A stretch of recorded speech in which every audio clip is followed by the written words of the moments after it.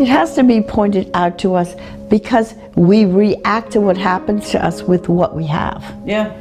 Okay, so if the rug got pulled out from under you because you had a number of illnesses, you couldn't work, then the rug got pulled out from under you. So you're not coming from a place of power. You're coming from a place of, I can't do anything. Exactly. I can't work. I can't earn. I can't get out of bed. I can't turn over in bed. And so you don't all of a sudden necessarily say, oh, I have this power. But when you mentioned earlier that you had a good outlook. Yeah, I'm an optimistic person. Which is like, doesn't even make sense when the rug got pulled out from under you. So you never really felt like God was against you. No. Okay, because some people go there. So what happens sometimes is that this optimism is not logical. Oh yeah, I think my optimism was illogical at times. Thank goodness. I just thank goodness. I was taking a creative writing course, and I got to write, and it was a good time for me to be able to write because I didn't think I was a writer. I was just a student, whatever. We can all do lots of things. And I remember, because I found this paper some years later, I have a poem that made a lot of sense then, but I listed all these things that weren't right, like I wasn't living with my children, I was on blood thinners, I had had this, I had had that, and I just listed like this many things of things that were not right. And then underneath I put a sentence that said something like, oh, but other than that, everything is fine. Yeah. Hello, nothing was fine. So when I could meet my neighbor last night, she says, how are you doing? You look good. I said, I'm fine, and I'm not lying. Lying was a way to keep up front. But it was also a way to hold on to all this positive thing. It wasn't always a front. Everything can be perceived differently. So the illogic of having a bright outlook in the middle of an inability to do anything helps us. And persistently sticking with, oh, this is all bad, but everything's going to be all right. That's not, it helped us a lot. I don't know how you would explain that. It don't make sense, but it does. The optimism helped me, but there came a point where it was just hoping against hope, or it became maladaptive. It became maladaptive. Yeah, and I didn't really know how to let go of the positivity. I would always see the other side of it. But okay, if the rug got pulled out from under you, and in your victimhood you know you can't do anything, you can't do anything. And then the positive thinking you can't doesn't take you anywhere because you can't. And so another shift had to happen, that you became empowered at least to do little things. And how did you do that? Oh. Well, you went to a therapist. But. Yeah, it was very small things. One thing I stopped doing was writing to-do lists. That's kind of random, but it's for you. It was because that was just me wanting to achieve certain things. Yeah, it was. I got you. It was an achievement goal mindset, whereas my mindset, I needed to change to a being present. Mm-hmm. That was the first thing. Well, I say that's the first. Everything we talk about, that's what I'm going to say something different tomorrow. Right. The first thing I did was to be present and to not run mentally or from whatever discomfort there was, from pain, physical pain, from emotional, from anguish, to just sit with it. That was the first thing I did. Right. And I think, and now that you're saying this, if you look at worst case scenario and then think everything is going to be all right, that's not so bad. You know, because this is my diagnosis, this is the worst case scenario, but I'm going to do this in order to get there, to get it to be all right. In that way, that's the place where maladaptation isn't there, in being optimistic. Just doing this little thing. Yes, I might have this chemo for a year, and and then maybe I can get over that. So all I can do now is take the chemo, but everything's going to be all right. And then, well, then I had years later there was other things, and so I hear what you're saying. So another thing was that for me, the pain, all sorts of pain, became so great that over time I had begun to dissociate. Mm-hmm. And I had to consciously bring myself back into The painful situation. And that's what I say about just being present, about not, I would, I would imagine, I would remember things, I would play over memories, good and bad, just to get me out of the present moment. Yeah, the pain. And so that was the first thing I had to do, was come back and stay Into your body. into my body, Yeah. and stay with my body and my brain and my spirit, as broken as I was, and just live in the brokenness. And then say, how does this feel? Okay, and then I would talk it out, or I would write it out, and I would say, I feel this, I feel that. My first day that I got a journal, I didn't even know what to write, because I had for so long been outside of myself. Right. Coming back into myself, it was like getting reacquainted with all sorts of emotions and feelings, and I didn't even know what to say. I went on the internet and there was this feeling wheel, and it's all the different feelings, and it's the underneath part, the top feelings, and then the ones that are, and then the core of the feeling, and it's I would go and look at that to say, how am I feeling right now?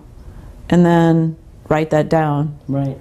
And then just begin to be okay with whatever was happening with me. And not feeling like I had to push. Right. Did you ever feel bad because you were broken and you're a medical professional? Oh, yeah. That's bad. I don't mean bad. I don't know the right word. But the first time I had cancer, I'm like, oh, this is going to be all right. Well, it ended up being all right. But 13 years later, I had recurrence. Then I'm like, well, how can, because by that time I had been doing healing work for 13 years. Well, as a healer, you should have done this. And then there's more pressure that is put upon someone that we put upon ourselves. Can you speak to that? Because I know if it was, it has to be, and you're saying that. So could you speak to that? So for my experience, it wasn't so much about feeling bad as a medical professional for having gotten sick, but it was more feeling bad about not being able to get myself out of it. Right. I should be smart enough. And you were connected to other people that were smarter than you and more connected. Okay. And that I should have been able to get out of it, or if I had only, and there's a lot of blame and accusations coming from the others, not just from me, but from the medical professionals towards me. You should have this, you should have that. And a lot of it I've seen is that many times doctors and nurses feel powerless to help, and when they feel powerless to help, they will blame the patient.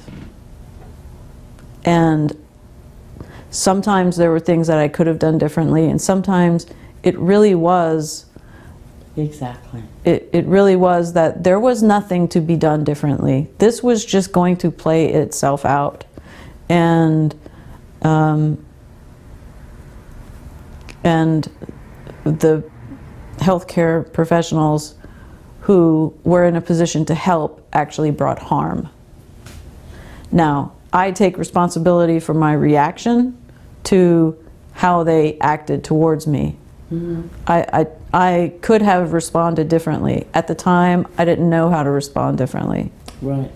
Or I just chose to not respond that way.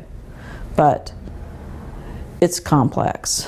It's complex. Yeah, and so then, for me, I felt like I ended up in this, to use an analogy, like in this ball of rope, and it was like you pull one and you feel like you're going to start unraveling, and it's just making the ball tighter. Right. And it was that going in. It was the stripping away and the building up. Because we want medical people to have the answer. Yeah. And I want to have the answer. They want to have the answer, and we want to have the answer. And sometimes there is no answer. It made me so my experience as a patient made me a better nurse and a better nurse practitioner. Also, so that when I was experiencing frustration or powerlessness, not having the answers, that I could be honest and say that. And say, I may not be able to cure you. Maybe there is an answer, and maybe there isn't. Maybe there is a treatment, maybe there isn't. See, and oncology is one of the places in medicine that tend to go there sooner than others. Yes. Yeah. They're more open to healing. They're more open to hospice. They're more open to a lot of things because the word terminal is a part of everything there. Other areas of medicine, we can try this, we're going to make this, and maybe this, and there's more wanting to deny death and that kind of stuff, or maybe you're just going to have this. Yeah. I think it's funny too, people come to me for healing and they say, did you ever heal people from this before? And I'm like, when you go to the doctor, do you ever ask him his heal rate? Does anybody ever go to an oncologist and ask them, do all you people survive, when you know they don't? And so we can't... Is a doctor a curer or a healer? I don't know. They're a servant and they help us. Okay. Just as a healer. But if you go to the doctor and they can't help you, often people come to the healer and say, they couldn't help me, can you? And I'm like, I don't know if I can do more than them, but at least we can go inside now. Yeah. And I understand that it's not going to come from just protocol, because protocol didn't work for you. But because protocol didn't work for you doesn't mean it's not going to work for the next person. So there's respect for medicine, but there's also this, we want answers from everybody. They don't exist. We don't know the outcome. We don't know when we're going to feel better, how we're going to feel better, because we didn't all get sick because of one thing. No, that's the ball. Hello. And if we had been raised in perfect homes, maybe we'd have never become ill. Well, I didn't raise children in a perfect home. We're not perfect. We also have to look at the human condition too. Right. You could be in a so-called perfect home, but because you are a human, exactly, you will experience difficulty and potentially pain and suffering. Exactly. So it was through this whole process that I learned and had the experience of stopping suffering in my own life. Yourself. Yeah, for myself. It was coming, so it was realizing that I am in a terrible place and I need to do something different. And then it was coming back into my own life, into my own body, sitting with all of the discomfort that was there and working through that, even just going through intense pain, body pain, psychological pain, emotional pain, spiritual pain, and then there was a breaking open. I would not have had the breaking open without the suffering. Yes. And I wouldn't have had the break. I wouldn't have had the suffering without coming back in.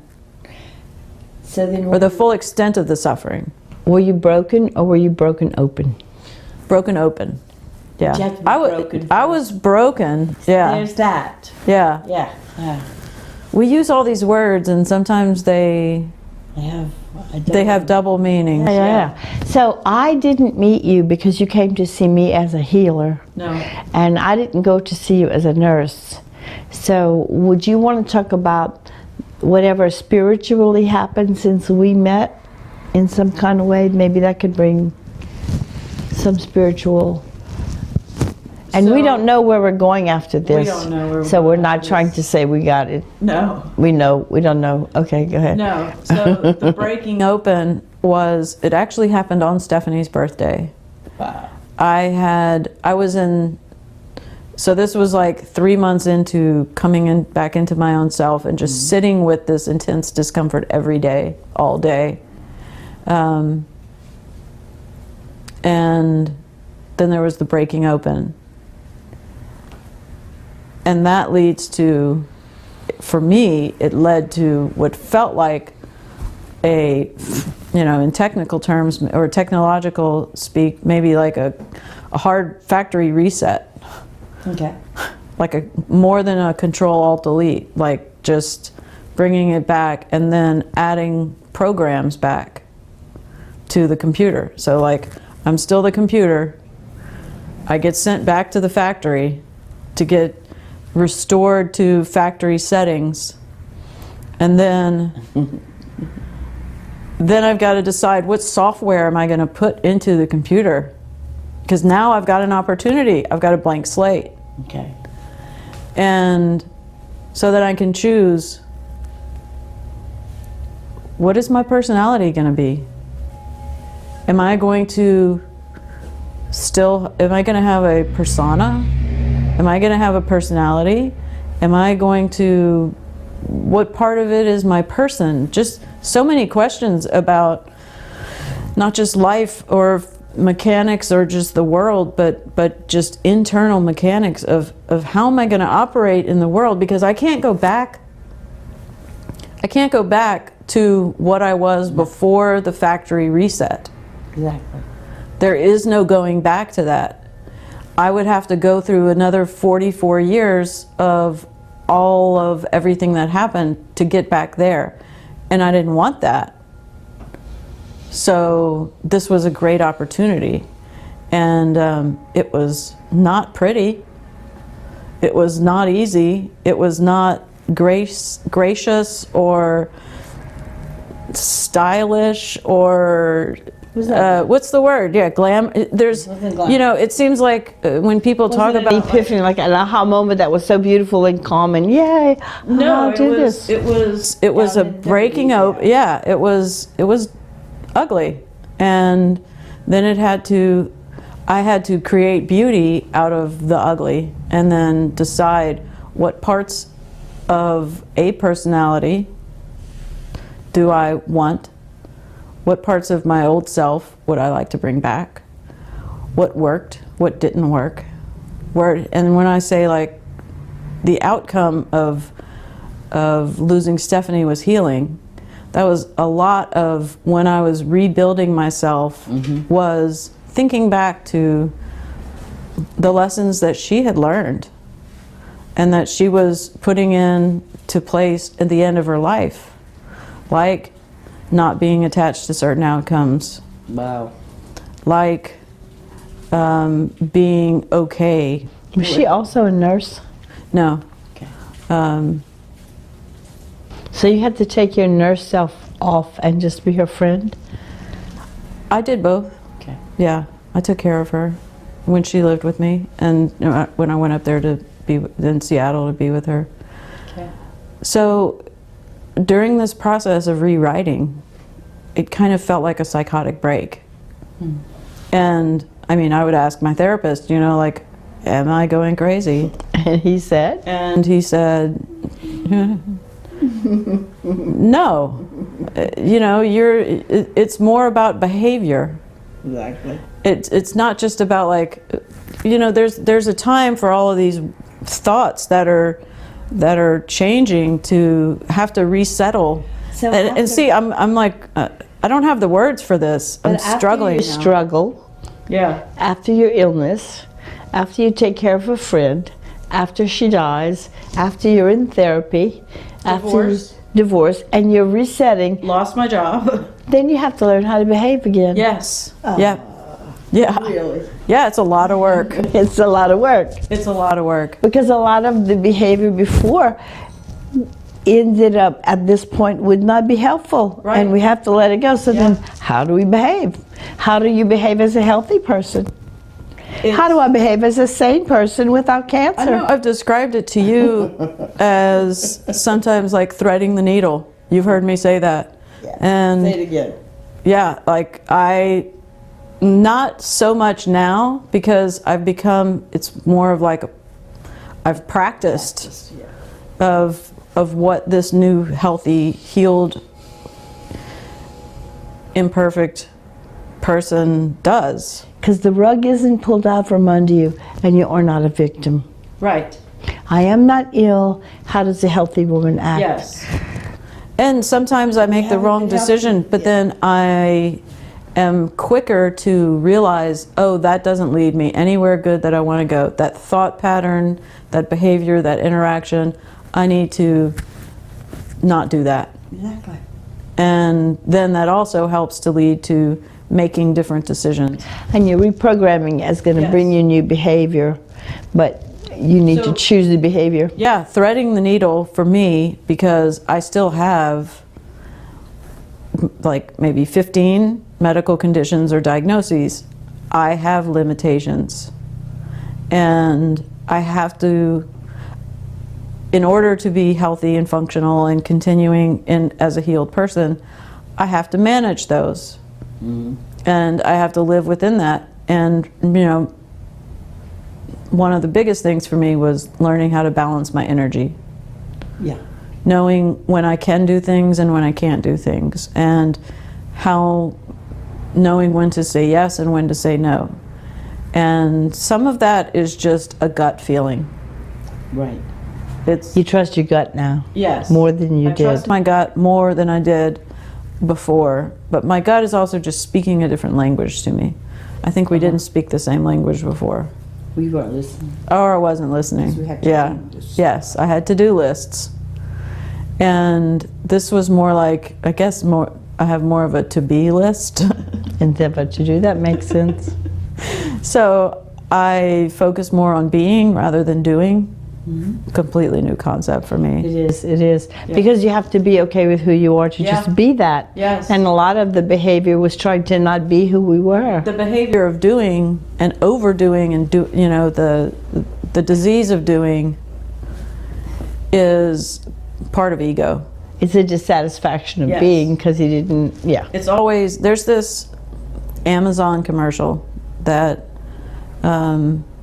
I haven't seen it this year, but it was on last year at Christmas, and it was this woman going through her house, beautiful house. She's like having a party or something. Her family, it looks like there's kids and friends and a husband, and everywhere she looks, she's seeing, well, she'll look somewhere and let's say it's just her kid, for an example, and then it's like, then there's like the filter or the overlay, and it shows him now in Christmas clothes. And then she looks somewhere else and she sees like maybe, you know, an archway in her house, and then it's a decorated archway. So that, I really dislike that commercial because it speaks to a dissatisfaction. Right. Or at least to me, that's how I interpret it, is that myself and many people walk through life just seeing what we see is wrong, including ourselves, and there's no remedy It's a judgment. for it. There's no Amazon one-day delivery even that can fix that. Right. So that as an example of a to-doing rather than a to-being. And don't you think that's a judgment when we Yeah, see it's us? a judgment, And judgment is. when we- I got you. When we do that to ourselves, we do it to other people, we do it to ourselves, and it's a detachment as well. It's a detachment from the reality, a lack of acceptance of the reality. And it's a deterrent to being able to love. Yes, yeah, Definitely. of having love for yourself, love for others, compassion for yourself, compassion for others. I don't have a watch. Do you have any idea how long we've been I have talking? no idea. I wonder if we have a time.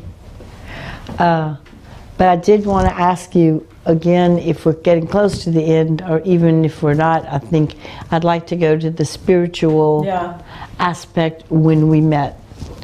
So when we met, that was about 6 months after the breaking open, and Sarang Phuntsok, which is a Tibetan Buddhist monk who's been coming here once a year for 12 or so years. Yeah. And he was giving a talk one night on anger, and I thought, hey, I could really use. There's a lot of anger in all of. We didn't talk about anger, but I didn't think I was an angry person until I really started started working some things out, because the anger was pushed down with. I was so angry, but I didn't really understand like you did. But then I wanted to make a T-shirt that says, "I'm not an angry woman, but lots of things tick me off." Yeah. But then I would sound like an angry woman to say I'm not an angry woman, but there's anger. Anger's okay. Anger is real. Underneath the anger is pain. Yes. We'd rather not face the pain and just be angry, because the pain is too painful. So go ahead. His topic was anger, and we met at a yoga studio in Lafayette. At the time, I was still thinking I need to get rid of my anger. But really, I just needed to work through it far enough to get down to the root of it. And own that anger is good. It's not all bad. It's just an emotion. It's what we are feeling. It's what we do with it. Whether we turn it in on ourselves, and that's harmful. Whether we turn it outside to somebody else, that's harmful. What we can do with anger is take it. We can not just evaluate it, but sort of like evaluate. I don't mean analyze it, but Use just it as a tool instead process of it. Yes, process and then it. transform it, and then turn it into generosity. Even as a child, were you allowed to be angry? I don't think so. No. No. Nice ladies don't get angry. Yeah. Nobody gets angry, and we had to help I was more. unruffle feathers, and it's I feel going to like be I was okay. more careful with my emotions as a child. We didn't have a place to go with that. It's not anybody's fault. No, it's nobody's fault. It's So, but we were not necessarily taught that you can go and have an outburst of anger somewhere, go jog and blow it out, or go yell in a pillow. Like, we don't have anger here. It was not available to us. So we lacquered it over, shellacked it over, pretended we weren't feeling it, because it's unacceptable to have that sort of outburst. to be angry or to show it. Yeah. And so now, after you... And I mean, through my life, I learned that anger was dangerous, because it didn't seem that anybody around me who was angry was able to transform that anger into anything positive. It turned into abuse. Exactly. But now that you've understood the anger for yourself, and go ahead about that again. So then, I mean, I've learned to take all of those really strong emotions, all of those strong feelings, and transform them, take the energy from them, because they're so powerful and they're necessary, and then turn it into something. You know, I've had an experience recently, just with some changing family dynamics, where I was feeling contempt. And I needed to go and interact with the family, and I didn't think I could. I have a really big family, so this is pretty anonymous. I didn't feel like I could interact with them because I was feeling so contemptuous. And I was going to miss out on family event. And I said, no, I'm going to instead turn the contempt into compassion. And I am going to choose, every time this feeling of contempt comes up in me, I am instead going to turn to compassion. And I don't know what that's going to feel like. I'm just going to keep turning it just 1 degree at a time, to get away from that. For one thing, because feeling contemptuous. I don't feel good when I feel that. And Right. I want to feel good. And you are going into a situation that you had been set up to judge for a long time, Yes, because yes. it's family. Yes. So you have these judgments, and you felt contempt because, so go ahead. Go ahead. Yeah. So, I mean, for me, what I did was, through meditating and doing art, I can work a lot of that out in the art, because there's only so much that I can say, that, like, I can only get so far with words. Exactly. And I can only get so far with thinking or through prayer or meditation. For me, what I've found, even just in these last few months, is that doing the art, where I can relax my mind and then just focus on the processing of the emotions, gets it worked through. And then it's on a page. And it's out of you. It's out of me, and I have then worked that contempt out, and then I can truly walk in love. Right. Walk as a compassionate person, interact from a point of compassion. Because if all I'm doing is holding on to the contempt because somebody wronged me, then when I see that person, then that's gonna be the prevailing feeling. Yeah. And instead, if ahead of time, which sometimes you have warning like that, and sometimes you don't, Yeah. then now my focus when I see that person is, oh, I feel compassion for you already. And it doesn't matter what you say to me. What you say to me is none of my business. Your reaction to me is I'll leave your reaction to you. That's huge. It's huge, yeah. Because otherwise I would have just stayed home. I would not have interacted, and I would have just felt like a victim to the circumstances going on in my family. Because you couldn't do anything about it. Yeah. And instead I can have compassion because these are people that I love. And you can just show up. Yeah. And be. Show up and be and enjoy and leave another person's reaction to them. The food was good? Oh yeah. The food is always good. Food helps. And the evening went off, the event went off without hair pulling or fighting or, yeah, it's just amazing. It's amazing. Yeah, that is a big part of healing, is that of healing myself, is that healing has occurred around me as well. It does have a ripple effect. Yeah. I recently went to Baton Rouge, and there was a guy there from India. I hesitate to say his name because I might not say it correctly, but Atma Bandi, that's close. And he was talking about awakening the Kundalini and helping us, live with freedom. And he asked all of us that were in the room, he said, what holds you back more than anything else?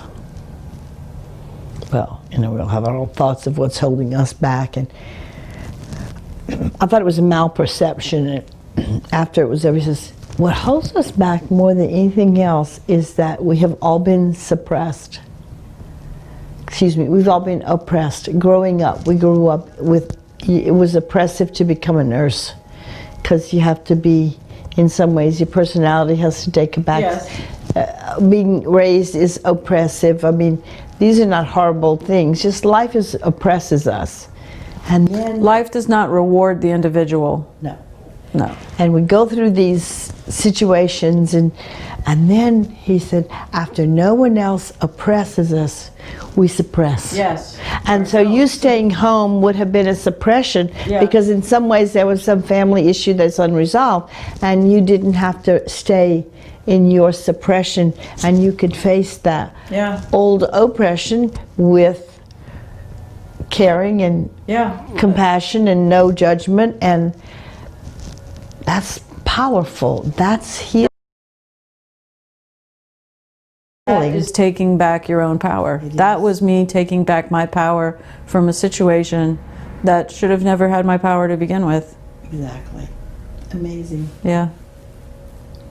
This process of healing has been more persistent than any process of illness ever was with me.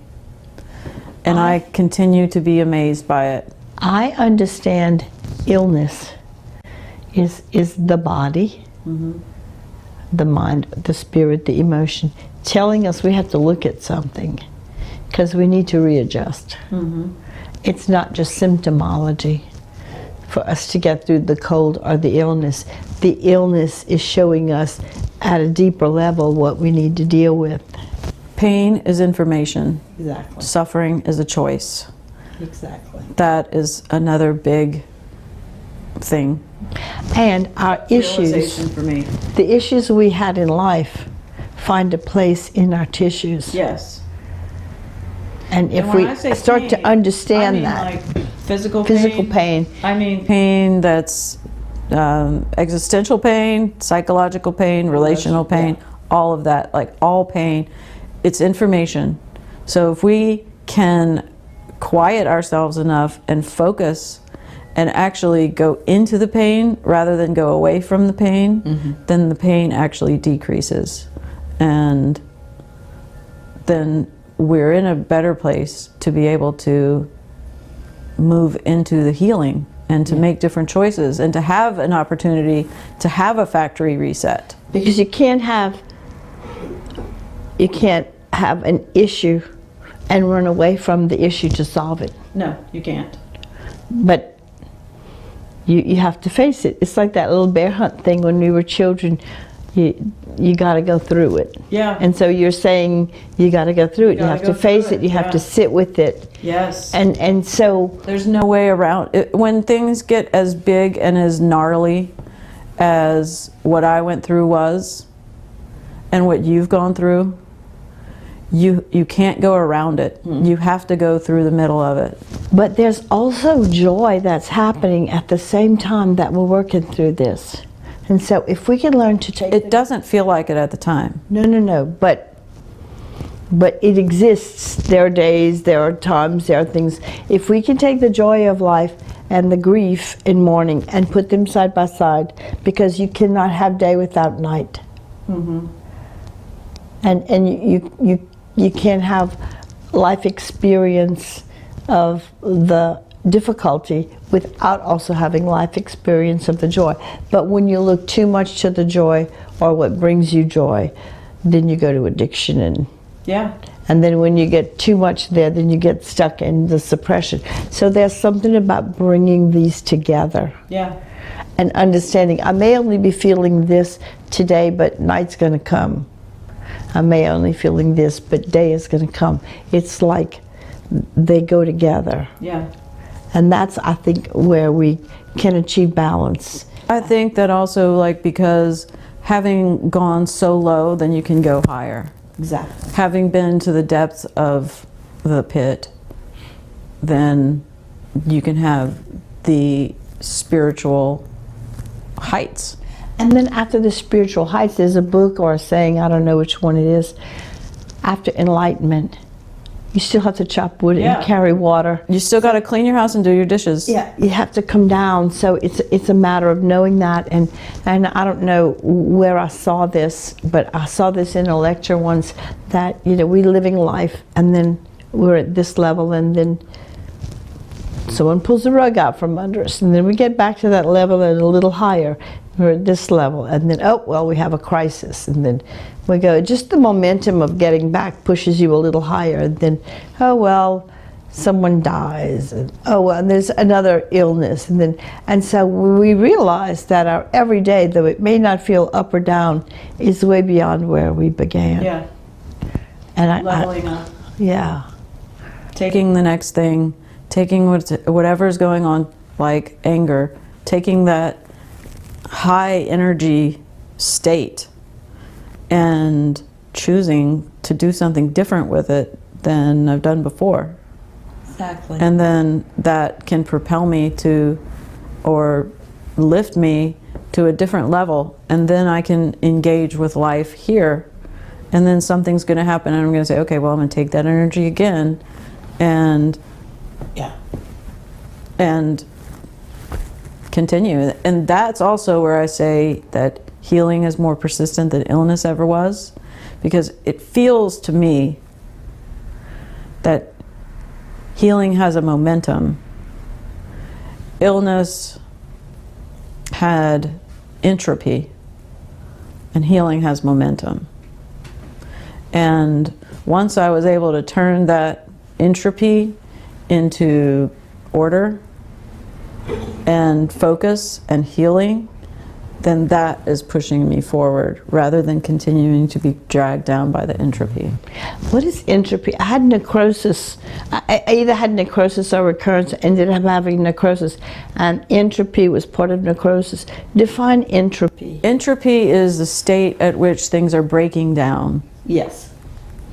or the state in which things are going into, when things go into a state of chaos rather than order, and it's just Yes. messed up. This is just a funny little aside. In high school, is physics. We had to draw a cartoon, and this guy drew a cartoon about entropy, and the girl in the cartoon was named Mindy, and this guy comes along, and she was crying, upset about something, and the guy in the cartoon comes along and he messes up her hair, and she said, "No, I wanted empathy, not entropy." I've never told that story. No, that's funny. So that's how I remember. What that meant. Yeah. That's wonderful. I wanted empathy, not chaos. Yeah, that's amazing. Do you believe that empathy or sympathy are good things, or one is better than the other? I think that they are guideposts to compassion. I do too. I think that we can't stop there. If people had felt sorry for you, they would not have been able to help you. If they felt your pain, they would have been in pain, and maybe they wouldn't have been able to help you. And so being compassionate is what yes, getting, but compassion is an attribute, or a whatever we're going to call it, whatever it's called, is something that has to be developed. I'm going to read compassion. Okay, read compassion. This is from the Dalai Lama. Okay. It's hanging on the light switch back there. It says, compassion. Usually our concept of compassion or love refers to the feeling of closeness we have with our friends and loved ones. Sometimes compassion also carries a sense of pity. This is wrong. Any love or compassion which entails looking down on the other is not genuine compassion. To be genuine, compassion must be based on respect for the other and on the realization that others have the right to be happy and overcome suffering just as much as you. On this basis, since you can see that others are suffering, you develop a genuine sense of concern for them. Mm-hmm. Wow. I would say compassion. I didn't hang that because I thought we were going to get to the end of this thing and talk about compassion. But I think compassion could be like another definition. Just like every time we talk about healing, we've got another way to describe it. Compassion could also be a sense of holding space. I know that's a big buzz phrase. Holding space for others to be able to be released from suffering. Exactly. Because whenever we're not compassionate and we're in judgment, then we're saying that person is going to always be that way. Right, but we can say right here, others have the right to be happy and overcome suffering. Right. Yeah. Makes sense. So like in my example of choosing compassion over contempt, I had to realize that these people were suffering from something, whatever it was. All I could see was the behavior. Right.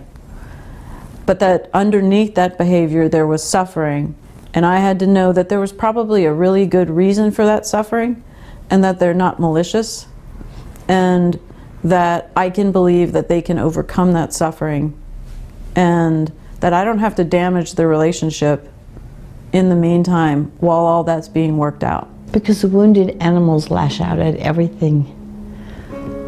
Yeah. And when we are wounded, And I did that too.